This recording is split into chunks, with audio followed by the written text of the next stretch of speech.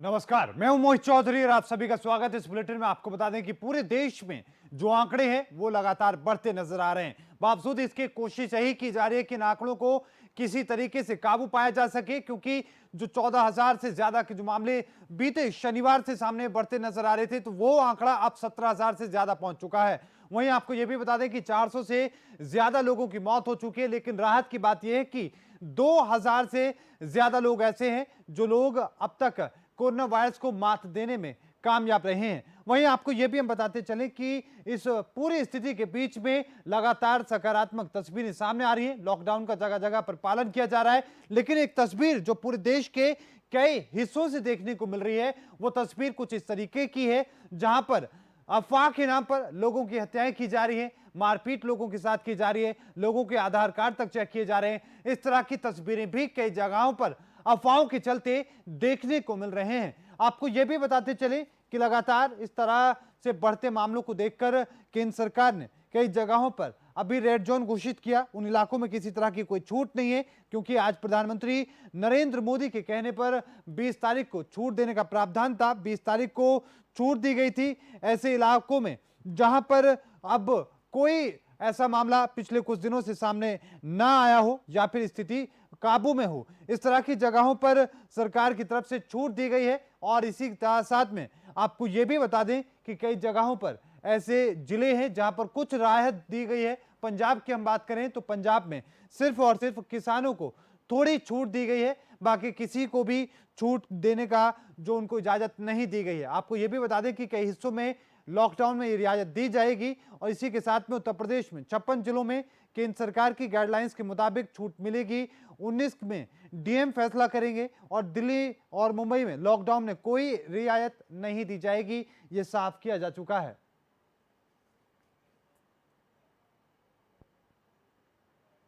और देश की पूरी स्थिति को लेकर कोरोना वायरस के इन हालातों के बीच में क्या कुछ कहना है केंद्र स्वास्थ्य मंत्री डॉक्टर हर्षवर्धन का, आइए सुनवाते हैं। जो भी मरीज अस्पताल में आ रहे हैं उनकी पूरी देखभाल के बाद उनको छुट्टी भी किया जा रहा है। मुझे बताया गया है कि लगभग 95 के करीब मरीज इन 177 में से आज शाम तक डिस्चार्ज भी होने वाले हैं।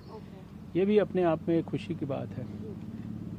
इसी परिप्रेक्ष्य में ये मैं कहना चाहूँगा कि पिछले जो कुछ दिनों से हम लोग जो अपने डाटा का एनालिसिस कर रहे हैं वो भी हम लोगों को बहुत संतोष देता है।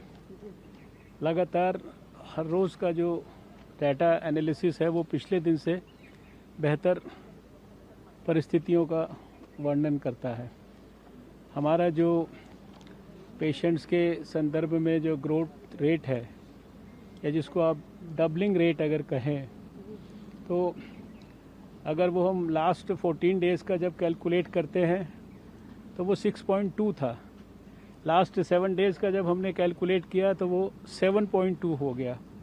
और आज जब हम आखिरी 3 दिन का कैलकुलेट करें तो ये 9.7 हो गया। ये अपने आप में बहुत अच्छा इंडिकेशन है। जो भी मरीज़ तो वहीं स्वास्थ्य मंत्रालय के संयुक्त सचिव ने भी प्रेस कॉन्फ्रेंस की और साथ में उन्होंने कहा कि कोरोना वायरस से जहां सरकार लगातार लड़ रही है, तो वहीं ये भी डेडिकेटेड अस्पताल बनाने पर भी लगातार जोर दिया जा रहा है। क्या कुछ उन्होंने कहा है, आइए सुनवाते हैं।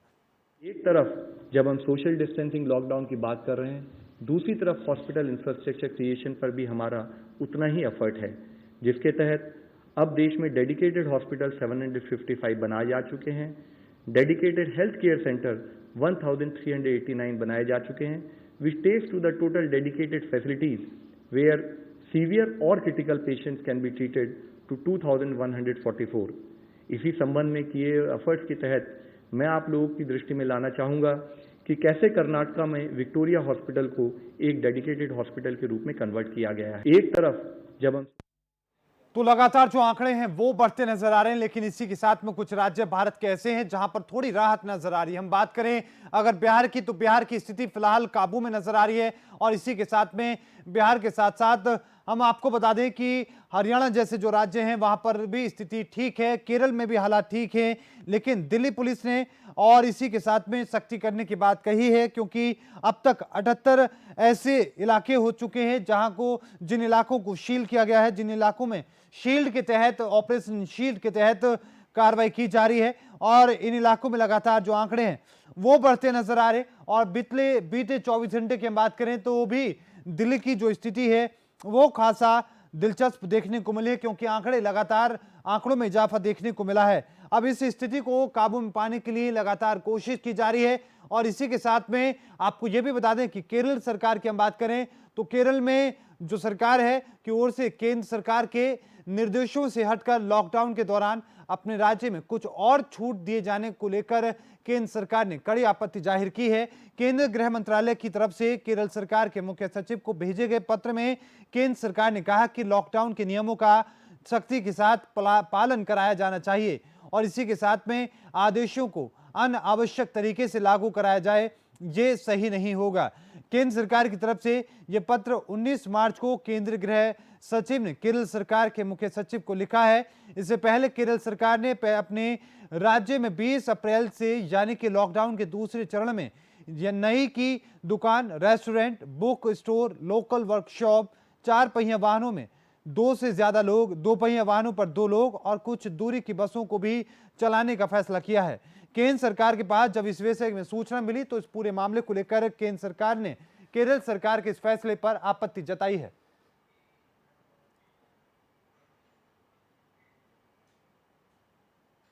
और इन तमाम मुद्दों को लेकर हम बातचीत करेंगे और इसी के साथ हमारे साथ वरिष्ठ पत्रकार हमारे साथ जुड़ चुकी हैं और हमारे साथ वरिष्ठ पत्रकार सीमा गिल में मैं आपका स्वागत हो केन्या पर। हमारे साथ चंचल नांदल हैं, हमारे साथ वरिष्ठ राजनीतिक विश्लेषक हमारे सहयोगी हमारे साथ हैं नीरज शर्मा, आपका भी सर स्वागत है। सबसे पहले मैम आपका ही रुख करूंगा मैं महाराष्ट्र की घटना के साथ में। महाराष्ट्र में जिस तरह की घटना सामने आई है, जिस तरह के हालात एक अफवाह के चलते वहां पर पैदा हुए, उसको लेकर आपका कमेंट लूंगा, लेकिन उससे पहले आपके साथ चंचल आंदल सर मैं शुरू करूंगा। चंचल आंदल सर, जो महाराष्ट्र में ये घटना हुई है उसको लेकर आप क्या कहेंगे? देखिए मोदी जी, जो घटना हुई है वो बहुत निंदनीय है, क्योंकि अगर जो मुझे पता चला है मीडिया के माध्यम से चीजें आई है सामने कि वो उस गांव में जिस एरिया में ये घटना हुई है उस एरिया में लोग पहरा दे रहे थे रात को, और वो जो साधु संत थे वो मेन गली से ना जाके पिछली गली से निकल रहे हैं। तो मेरा इसमें ये कहना है कि कम से कम लोगों को ये सोचना चाहिए कि जो लोग पहरा दे रहे हैं, ठीकरी पहरा बोलते हैं उसको, रात को जो पहरा चलता है, तो उनको ये सोचना चाहिए कि वो लोग जो है, जो भी व्यक्ति आ रहा है कम से कम उसकी पूछताछ कर लें, उससे बात करें, उसकी इंक्वायरी करें, उसके डॉक्यूमेंट्स देखें, उसके बाद ही कोई कार्रवाई करें, और कार्रवाई भी ना करके पहले पुलिस को इतला करें। ठीकरी पहरा देने वाले लोगों को क्या जरूरत है, क्या उनके पास पावर है कि वो किसी को पीट दें या उसका मर्डर कर दें, हत्या कर दें? तो ये सब जो हुआ है गलत हुआ है। ये टिकरी पहरे की आड़ में एक गलत कार्रवाई हुई है। इस पे वैसे महाराष्ट्र सरकार ने भी संज्ञान लिया है। तकरीबन 100 लोगों के खिलाफ केस दर्ज हुआ है, 10 लोग पहले ही गिरफ्तार हो चुके हैं और इसको लेके और भी गहन जांच जारी है। और ये घटना बहुत निंदनीय है। जो लोग पहरा दे रहे हैं उनमें से समझदार लोगों को आगे रहना चाहिए, ताकि इस तरह की कोई बात होती है तो कम से कम पहले उसकी डॉक्यूमेंट्स वगैरह तो देख लें। लेकिन चंचल आंदल सर, इस घटना को आप किस तरीके से देखते हैं? क्योंकि इससे पहले भी लगातार अफवाहों का बाजार गर्म रहा है। कई जगहों पर इस तरह की घटनाएं देखने को मिली हैं कि कहां पर स्वास्थ्य महकमे के लोगों के ऊपर हमला होता है, कभी पुलिस कर्मियों पर हमला होता है, कभी किसी सोसाइटी में एक फल विक्रेता, सब्जी विक्रेता की आइडेंटिटी चेक की जाती है, आधार कार्ड चेक किया जाता है, ये सब अफवाहों के चलते। देखिए, जब पूरी दुनिया में माहौल इस तरह का हो रहा है अभी, और उस माहौल को देखते हुए कुछ लोग विचलित हो जाते हैं और ये मान लेते हैं कि भाई ये जो व्यक्ति आया हुआ है या जो एक समूह व्यक्तियों का आ रहा है ये गलत है, इनके ऊपर हमला कर दो, ये कर दो। ये सब चीजें गलत है। जैसे पंजाब में हुआ, कर्फ्यू के अंदर कुछ लोग सब्जी मार्केट में आए और उस बेचारे पुलिस वाले का हाथ काट दिया गया जी। इस तरह की घटनाएं निंदनीय है। अगर कोई प्राइवेट लेवल पे कोई भी अगर पहरा भी दे रहा है, अगर हम महाराष्ट्र की बात करें, तो उनको ये करना चाहिए कि समझदार लोगों को आगे करना चाहिए और बकायदा प्रशासन को उन्हें कोई आइडेंटिटी देनी चाहिए जो लोग ठीकरी पहरा दे रहे हैं, ताकि वो लोग उनकी नजर में रहे, उनको पता रहे कि पुलिस ने, प्रशासन ने उनको, इन लोगों को अनुमति दी है ठीकरी पहरा देने की। या उस मामले में पंचायत को आगे आना चाहिए। पंचायत जिन लोगों की ड्यूटी लगाती है वो लोग सही हो, समझदार हो। जी बिल्कुल, नीरज शर्मा मैं आपका रुख करूंगा। इस मामले में क्या कुछ अब तक अपडेट है और साथ में अब तक कार्रवाई क्या कुछ की जा चुकी है? मोहित, अगर अगर कार्रवाई की बात करते हैं तो तकरीबन 100 से ऊपर लोगों को जो है इस मामले पर गिरफ्तार किया जा चुका है, और जिसमें से 9 नाबालिग बताए जा रहे हैं जिनको की गिरफ्तारी जिनकी हुई है, जिनको कि बाल सुधार गृह में भेजा गया है।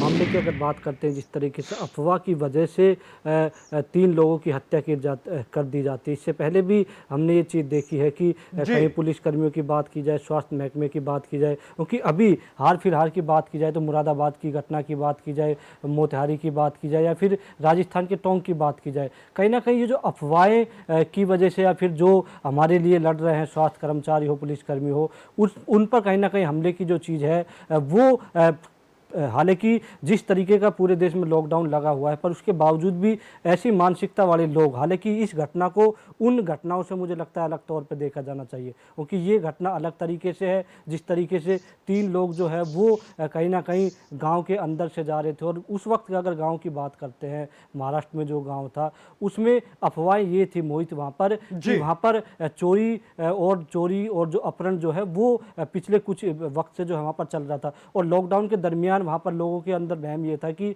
लॉकडाउन के दरमियान अपहरण जो है करने वाले कुछ गिरोह जो है वो सक्रिय हैं। इसी के चलते इन लोगों पर हमला किया गया, और ये भी चीज़ थी कि जो लोग अपहरण कर रहे हैं वो लोगों की किडनी निकाल रहे हैं। तो कहीं ना कहीं ये एक अफवाह थी, और अफवाह ने कहीं ना कहीं 3 लोगों की जान ली है। हालांकि इस अफवाह के बाद जिस तरीके से 3 लोगों की जान गई है, वहाँ पर तमाम जो है राजनीतिक दलों की बात करते हैं तो एक दूसरे पर आरोप प्रत्यारोप जो है वो लगने शुरू हो गए, क्योंकि महाराष्ट्र सरकार को बीजेपी वहाँ पर घेरना शुरू कर चुकी है। साफ तौर पर जिस तरीके से राज्य में अगर हम कोरोना वायरस की बात करते हैं कि महाराष्ट्र इस वक्त देश में सबसे ज़्यादा कोरोना पीड़ित महाराष्ट्र में है। यही वजह है कि मुंबई की बात की जाए तो मुंबई में जो देश में जो छूट दी गई है वो मुंबई में नहीं है, और अगर मौतों की बात करते तो महाराष्ट्र में मौतों का आंकड़ा भी देश में सबसे ज़्यादा है। और उसके बीच जिस तरीके से ये घटना आती है, उससे पहले कुछ दिनों पहले भी हमने वहाँ पर देखा था कि बांद्रा रेलवे स्टेशन के आसपास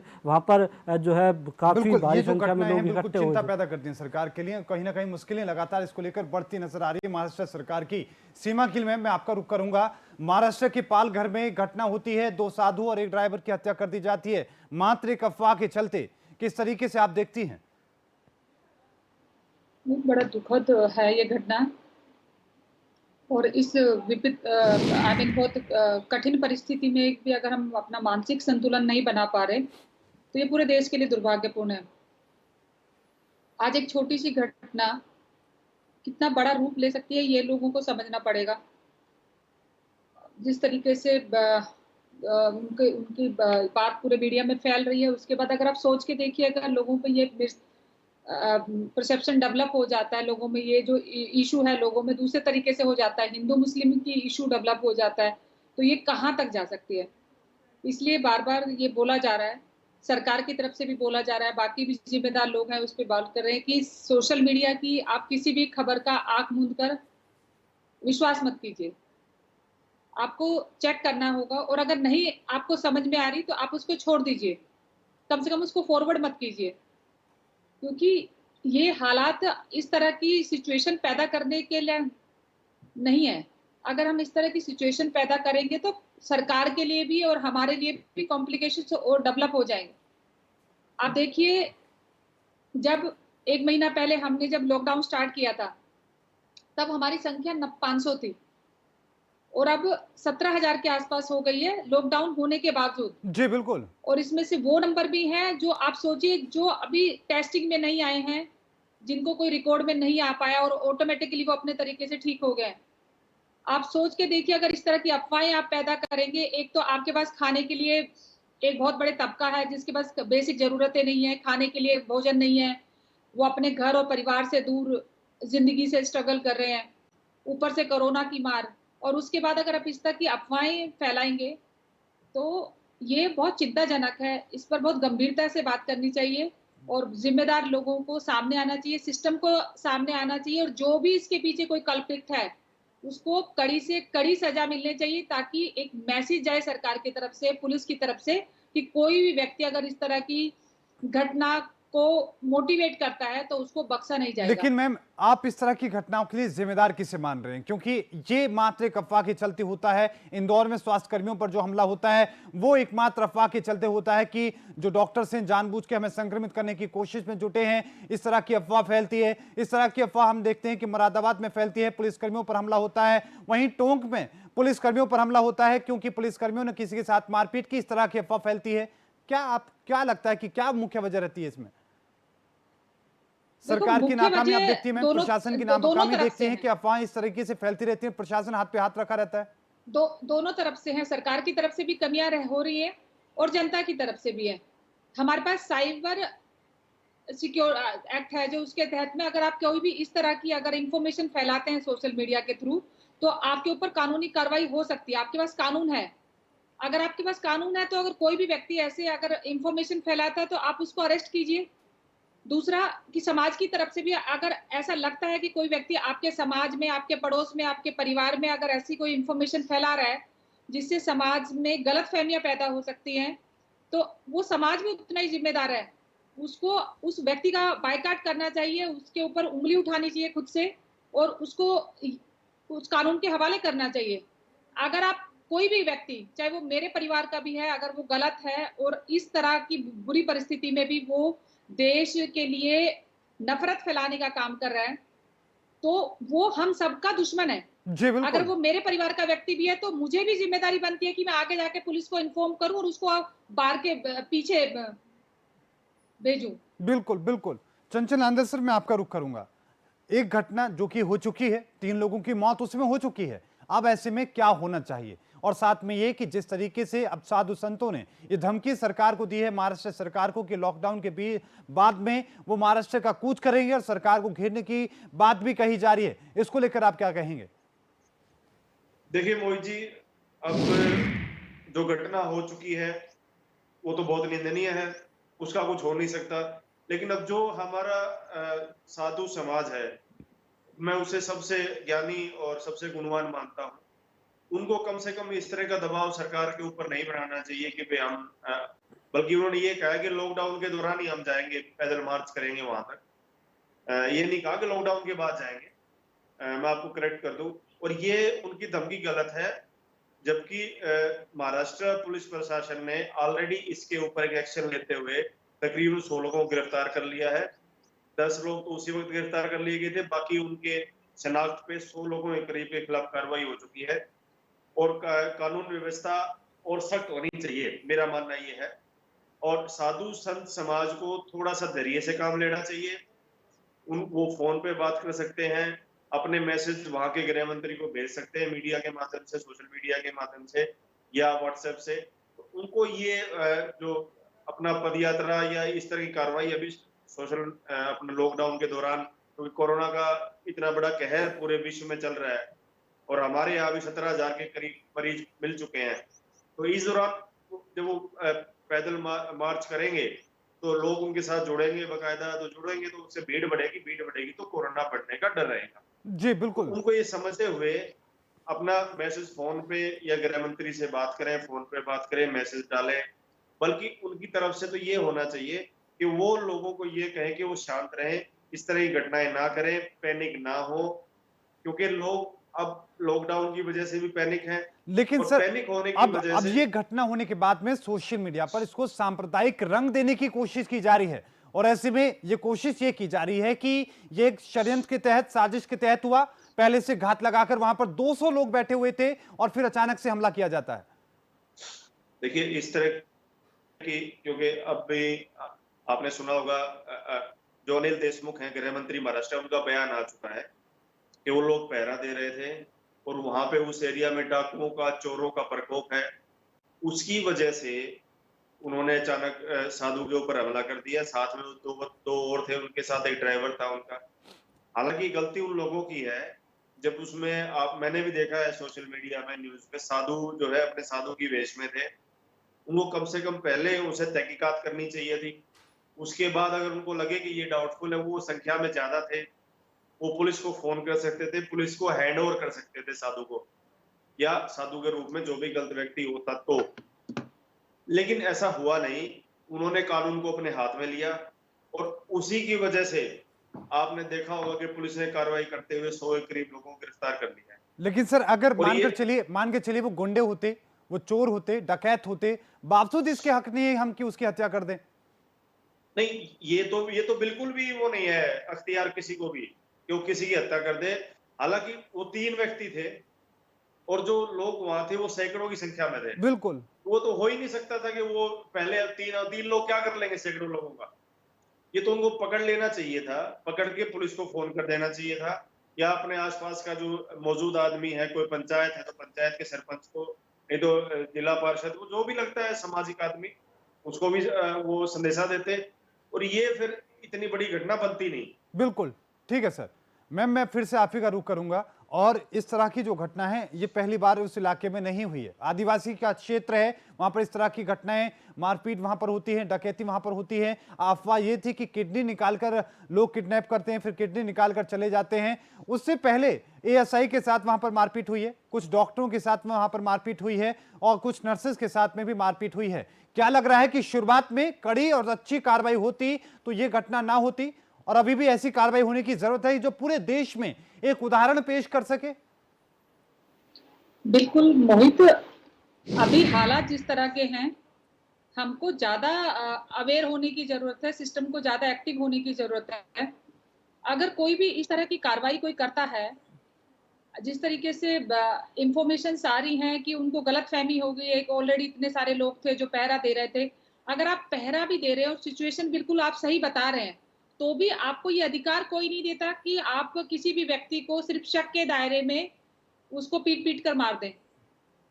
हमारे देश का नियम है, कायदे हैं, कानून है, उसके हिसाब से कार्रवाई होनी चाहिए। जब पुलिस पूरी तरीके से दुरुस्त है, आज कोरोना की वजह से हर जगह पे 1-2 किलोमीटर के दायरे में आपको कोई ना कोई पुलिस कर्मी मिल जाएगा और 100 नंबर आपका पूरी तरीके से एक्टिव है। फिर भी अगर आप कानून को अपने हाथ में लेते हैं सिर्फ इसलिए कि गलतफहमी, तो मुझे ये जो एक्सप्लेनेशन है ये मेरे गले नहीं उतरती है। इसमें बहुत सारी चीजें हो सकती है। मुझे लगता है कि महाराष्ट्र सरकार की तरफ से इस पे प्रॉपर तरीके से इंक्वायरी होनी चाहिए और जांच में जो भी दोषी पाया जाए उस पे इमीडिएट कार्रवाई होनी चाहिए, क्योंकि ताकि ये मैसेज दूर तक जाए, बाकी दूसरे स्टेट्स में, सेंट्रल गवर्नमेंट में भी ये मैसेज जाए कि कोई भी व्यक्ति अगर इस तरह की कार्रवाई करेगा, कानून को अपने हाथ में लेगा, तो उसको बख्शा नहीं जाएगा। दूसरा, एक और महत्वपूर्ण बात मैं जो बताने जा रही हूँ कि वो ये है कि आज समाज, सिस्टम, सरकारों के साथ साथ धार्मिक नेताओं की भी एक बहुत बड़ी जिम्मेदारी है। मैं किसी एक धर्म की बात नहीं कर रही, मैं तमाम धार्मिक नेताओं की बात कर रही हूँ, वो चाहे हिंदू धर्म से बिलोंग करते हो, मुस्लिम धर्म से करते हो, सिख धर्म से करते हो या किसी दूसरे के। आज इस देश को धार्मिक नेताओं की लीडरशिप की जरूरत थी, लेकिन वो सब लोग अंदर बैठे हुए हैं। बिल्कुल, पूरी दुनिया भर में हम सिर्फ हिंदुस्तान को इसलिए याद करते हैं कि हमारी जो परंपराएं हैं, हमारे जो रिचुअल्स हैं, हमारे जो धार्मिक सिस्टम है, वो बहुत उच्च क्वालिटी का है। लेकिन आज जब देश पर सबसे ज्यादा विपत्ति है, लोग डर से मर रहे हैं, उस वक्त वो सारे धार्मिक नेताएं अंदर हैं। आज उनकी सबसे ज्यादा समाज को जरूरत थी। अगर इस तरह की कोई आप आह्वान करते हैं तो मुझे लगता है ये बड़ा इररिस्पॉन्सिबल बिहेवियर है। आपको सरकार के साथ बात करनी चाहिए, लेकिन आपको ये देखना पड़ेगा कि आप अगर पैदल मार्च पे निकलते हैं तो कितने सारे लोगों के लिए आप कितने कॉम्प्लिकेशंस क्रिएट हो। बिल्कुल, धर्म हमेशा मार्गदर्शन का काम करता है, लेकिन अगर आप भड़काने का काम करेंगे तो मुझे लगता है ये बेहद दुखपूर्ण होगा हम सबके लिए। बिल्कुल, और खतरनाक भी कहीं ना कहीं होगा। नीरज शर्मा, ये घटना अगर होती है जिस तरीके से ये घटना हुई है, और साथ में जिस तरीके से वो आगे आते हैं, इस तरह की घटनाओं से क्या उसका असर होगा, उस पर मैं आपसे भी कमेंट लूंगा। लेकिन उससे पहले चंचल आनंद सर कुछ कह रहे हैं, और साथ में सर ये भी कि राहुल गांधी जैसे लोग जो बड़े नेता हैं वो भी चुप हैं। सर देखिए मोहित जी, मैं सीमा गिर जी ने जो बात कही है अभी, उसी को मैं थोड़ा आगे बढ़ाऊंगा और इनकी बात का समर्थन भी करूंगा। धार्मिक लोगों के साथ साथ राजनीतिक लोग और जो कुछ और जो देश के प्रतिष्ठित लोग हैं वो भी अपने घरों में बैठे हैं, बिल्कुल सामने नहीं आ रहे, ना सोशल मीडिया के माध्यम से आ रहे हैं, ना अन्य किसी मीडिया के माध्यम से आ रहे हैं, अपने घर बैठे हैं सारे दुबके। मैं कहता हूँ ये इस तरह का वक्त था कि धार्मिक लोगों को और राजनीतिक लोगों को सबसे पहले आगे आना चाहिए था। लेकिन हाँ, जो सामाजिक संस्थाएं हैं वो जरूर अपना कार्य बहुत अच्छे तरीके से कर रही है। वो ही एक ऐसी है जो सरकार के साथ मिलके, प्रशासन के साथ मिलके, बल्कि प्रशासन से मैं कहता हूँ कई कदम आगे चल के वो लोगों की मदद कर रही है। मास्क बांटने से लेके, सैनिटाइजर बांटने से लेके, खाना बांटने से लेके, राशन बांटने से लेके, सरकार से 2 कदम आगे सामाजिक संस्थाएं चल रही है आज के दिन। ठीक है सर, बिल्कुल बिल्कुल। जबकि राजनीतिक लोग अपने घर में बैठे हैं, धार्मिक लोग अपने घर में बैठे हैं। ठीक है सर। अब बैठ के सिर्फ सोशल मीडिया पे उल्टी सीधी मैसेज भेजना, लोगों को भड़काने का काम कर रहे हैं। जी बिल्कुल। नीरज, मैं आपका फिर से रुक करूंगा, इसका असर कितना फैलेगा, कितना खतरनाक हो सकता है इसका असर? मोहित, इस तरीके की जो घटना है वो लगातार बढ़ रही है। लॉकडाउन के दरमियान हमने देखा है कि भारत के कई इलाकों में ये घटनाएं आई हैं। यही वजह है कि अगर इस तरीके की जो घटनाएं हो रही हैं, अगर सरकार या प्रशासन सख्ती से अगर उन पर पेश आती है, क्योंकि हुआ भी ऐसा भी नहीं कह सकते कि सरकार एकदम ठाली बैठी हुई है, सरकारें कार्रवाई नहीं कर रही हैं, ऐसी हुई भी है। मुरादाबाद वाली घटना पर भी कहीं ना कहीं योगी सरकार एक्शन में नजर आई। इससे पहले जो घटना हुई थी उस पर भी कहीं ना कहीं एक्शन सरकार की तरफ से लिया गया है। पर जिस तरीके से घटनाएं बढ़ रही हैं लॉकडाउन के दरमियान, जिस तरीके से लोगों की, हालांकि सरकार ने अपनी तरफ से लॉकडाउन लगाया हुआ है, पर लोगों की जो मानसिकता है मुझे लगता है वो कहीं ना कहीं एक अलग तरीके से दर्शा रही है। क्योंकि जो पुलिस वाले हमारे लिए काम कर रहे हैं, जो स्वास्थ्य कर्मचारी हमारे लिए काम कर रहे हैं, उस पर कहीं ना कहीं हमला हो रहा है। उसके अलावा जो अब अफवाहों की वजह से जिस तरीके से कुछ लोगों को चोर समझकर उनकी हत्या की जा रही है, कुछ गांवों से या कुछ ऐसे इलाकों से भी इस तरीके की खबरें आई हैं कि आशा वर्करों के साथ भी कहीं ना कहीं बदतमीजी या फिर मार पिटाई इस तरीके की चीज़ की गई है। तो जो लोग ड्यूटी पर हैं और जो लोग ड्यूटी के अलावा भी जो साधु संत या जिस तरीके से जो घटना जो महाराष्ट्र से अब सामने आई है, ये निंदनीय घटना है। लोगों की सिर्फ सरकार के साथ साथ लोगों को भी अपनी जिम्मेदारी समझनी चाहिए, क्योंकि सरकार आपको घर पर रहना, इसके अलावा जो लोग आपके वहाँ पर आपकी सहायता के लिए आए हैं या जो लोग कहीं आने जाने वाला है, अगर उसके साथ इस तरीके की घटना होती है कि खुद लोगों की भी खुद अपनी नैतिक जिम्मेदारी बनती है। सारी की सारी जिम्मेदारी सरकार की या फिर प्रशासन की नहीं बनती है। आप घर पर रह रहे हो तो आपकी ये खुद की जिम्मेदारी है। आप घर पर इसलिए रह रहे हो, आप खुद सुरक्षित रहेंगे, आपका परिवार सुरक्षित रहेगा। तो सरकार के साथ साथ मुझे लगता है लोगों को भी अपनी मानसिकता बदलनी चाहिए। हालांकि कोई भी दौरा नहीं है, लगातार लॉकडाउन के दरमियान लोग जो है अपने घर पर है, उनकी जो सोच जो है वो थोड़ा सा परिवर्तित हुई है, इसमें कोई भी दौरा नहीं है। पर फिर भी समाज के प्रति या फिर और किसी भी तरीके के प्रति अगर इस तरीके की अगर लगातार सोच लोगों की परिवर्तित होती है तो ये खतरनाक होती है किसी भी समाज के लिए। बिल्कुल।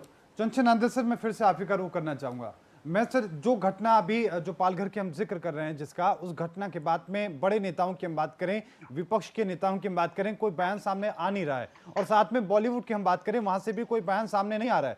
जबकि यही घटना खास विशेष समुदाय के साथ में अगर होती तो ये और भी ज्यादा बड़ा विवाद कहीं ना कहीं ये लोग पैदा करते हुए नजर आते, राजनीति करते नजर आते। इस पर आप क्या कहेंगे?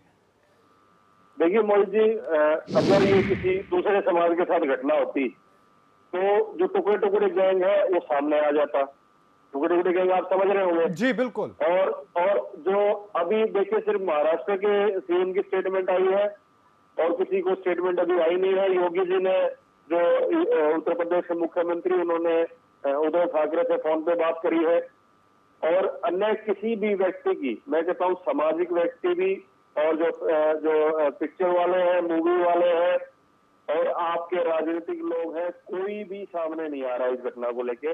और ये मैं जो मानता हूँ घटना बहुत निंदनीय है। और जो साधु थे वो बिल्कुल साधु के वेश में ही थे जब उनके ऊपर हमला हुआ।